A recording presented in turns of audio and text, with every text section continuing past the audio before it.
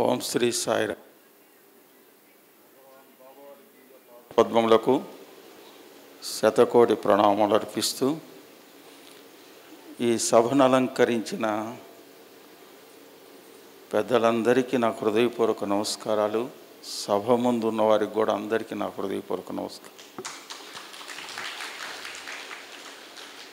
5 నిమిషాల్లో కుదించమన్నారు. 5 నిమిషాల్లో, ఎందుకంటే నేను బేసిక్గా టీచర్ని, గంట కొడితే కానీ తెలియదు మాకు. కానీ భగవాన్ బాబా వారి యొక్క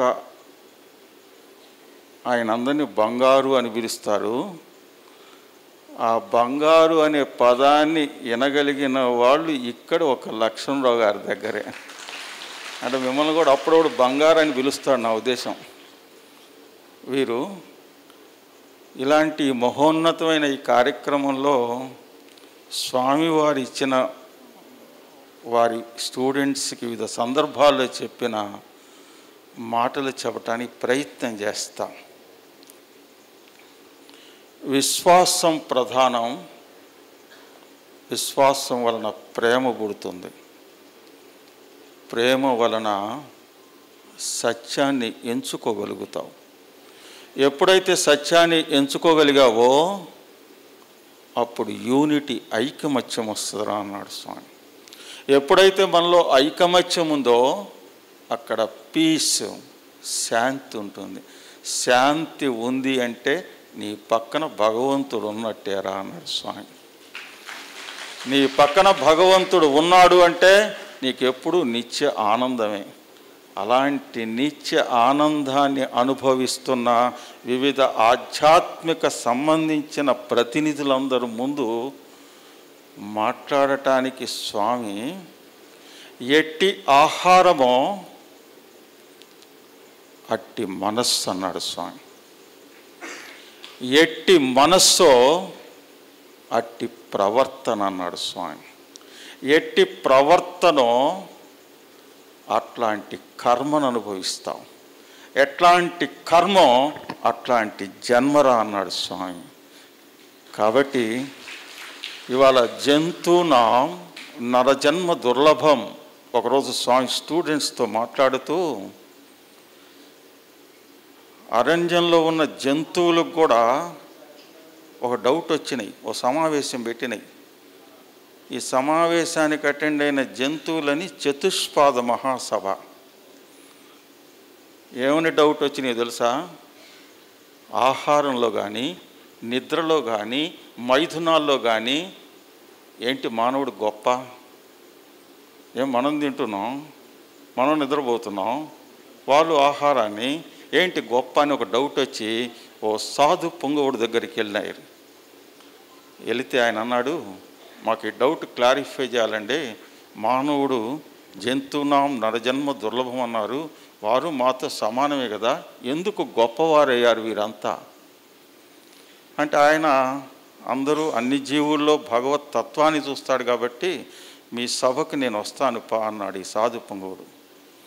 అరణ్యంలో సభ పెట్టారు. చతుష్పాద మహాసభ అని పెట్టారు. జంతువులని వచ్చినాయి, మొత్తం అసెంబ్లీ అయినాయి అరణ్యంలో. ఆయన అధ్యక్షత వహించాడు. సింహం ప్రెసిడెంట్ మైక్ అందుకున్నది. నన్ను చూస్తేనే ఆవిడ దూరం పరిగెత్తుతాడు ఈ మానవుడు, ఏంటి గొప్ప అన్నది సింహం. వేణుగు లేచింది, వైస్ ప్రెసిడెంట్ అన్నమాట. గజ తెలివి అన్నారు కానీ ఎక్కడ మానవ తెలివి అనలేదే అని కూర్చున్నది ఆవిడ. ఏది వైస్ ప్రెసిడెంట్. చివరికి కుక్క సెక్రటరీ మైక్ అందుకున్నది. విశ్వాసం కలిగిన జంతువేది అంటే కుక్క అంటారు. ఇంకెవరైనా ఉన్నారా? లేదే. ఉపకారం చేయటానికి కూడా అపకారం చేయటానికి వెనకాడి మానవుడు, ఏంటి గొప్పతనం అన్నది. కుక్క ఏమన్నది తెలుసా స్టేట్మెంటు? ఉపకారం చేసిన వాడికి కూడా ఏంటి గొప్ప అన్నది.